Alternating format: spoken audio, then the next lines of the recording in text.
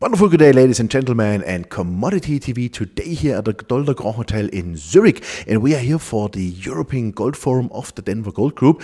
And with me here is, our first interview partner this evening. It's Tim Adams. He's the CEO of Rame Energy. Tim, thank you very much for taking the time. Pleasure.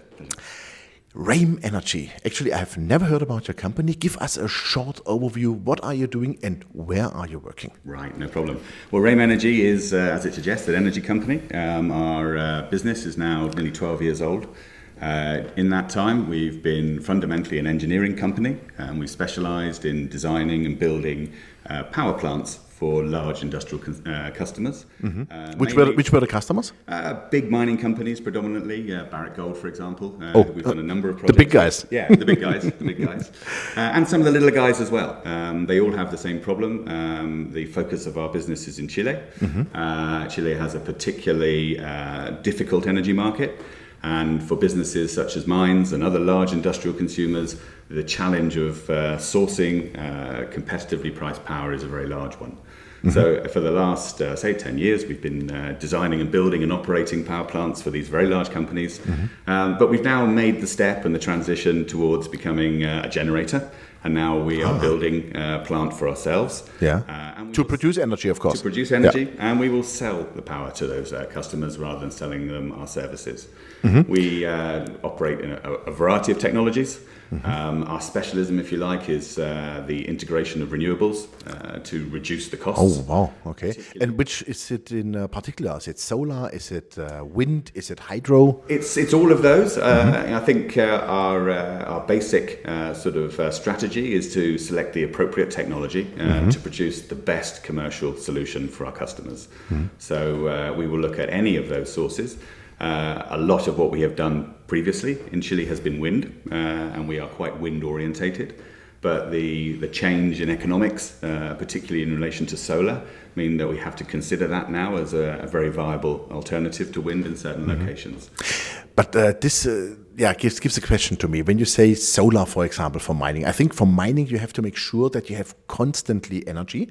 So do you have also any backup technology then?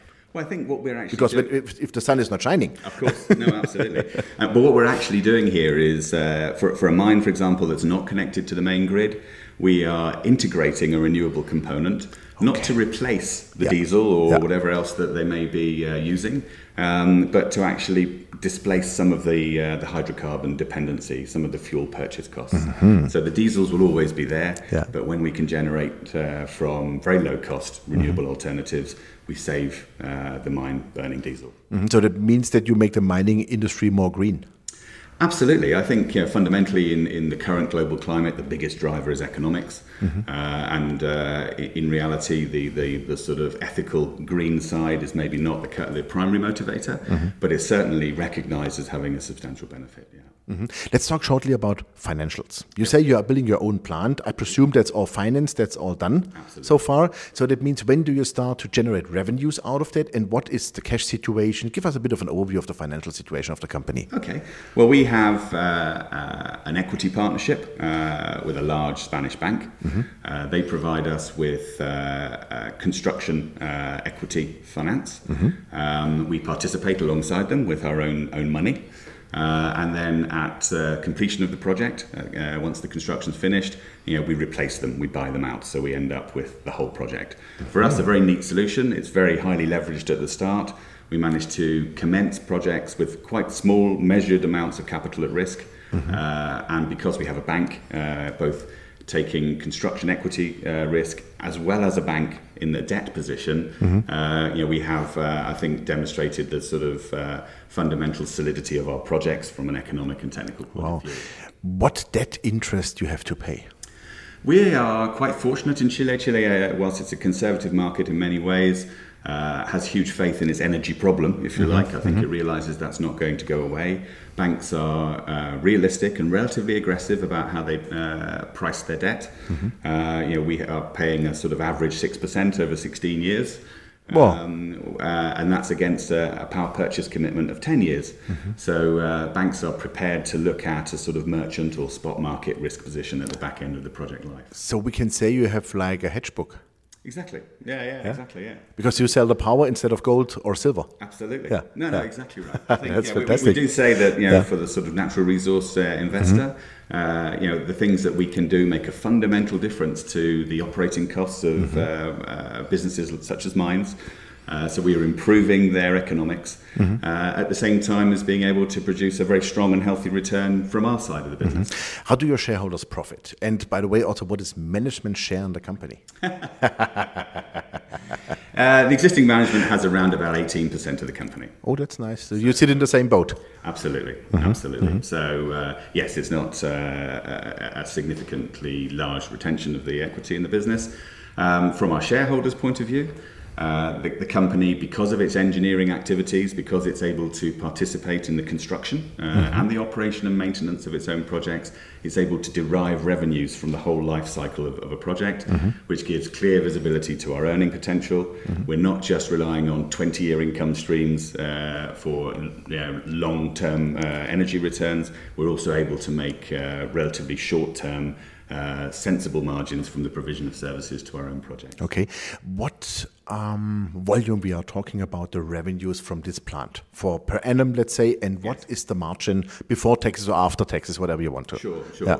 Well, in terms of the construction of a plant, if you look at our first project that's under construction right now, it's around about $38 million for a 15 megawatt wind project.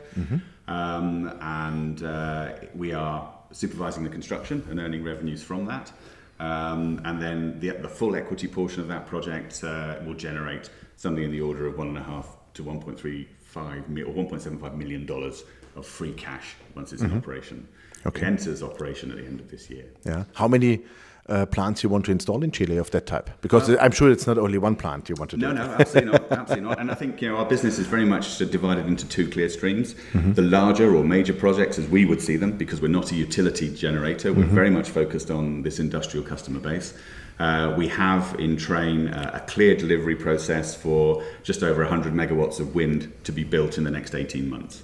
The other side of our business is the much smaller scale energy plant for a mine that's not on the grid, where we're integrating a renewable component to save them diesel. So we have two very distinct generating positions, and we maximize our earnings, if you like, from delivering on the engineering side in both of those. Okay. Any plans to make this also outside of Chile? Because I can expect that Africa could be a perfect market for you. Sure. The economics in Chile are by no means unique. They're quite special because Chile is obviously such a good place to invest. And has such a very large industrially led demand. Over 50% of the demand in Chile as a whole is essentially by industry, and half of that is mining. So the price tolerance and threshold from those industrial consumers is naturally high, and that provides us with the ability in a totally unsubsidized environment to see very good returns from energy sales. Those sorts of conditions do exist elsewhere, not necessarily with the same level of bankworthiness, shall we say. But yes, the scarcity of energy elsewhere, it does clearly mean that we can replicate that model. With our existing mining clients, we've already worked extensively through Asia and North America. And I think that it's a very natural sort of evolution for us to look for similar opportunities with those customers in other parts of the world. Fantastic. Last question. When can your shareholders expect the first dividend? Well, we actually have got a very clear view on that. The mechanics of building out a project and then effectively selling down some of the yields from that to an institutional investor are a well-defined sort of exit that massively and substantially recapitalizes the business. And that's the point in time at which we would see that the business should become sensibly dividend yielding. And our target for that is Q1 2016.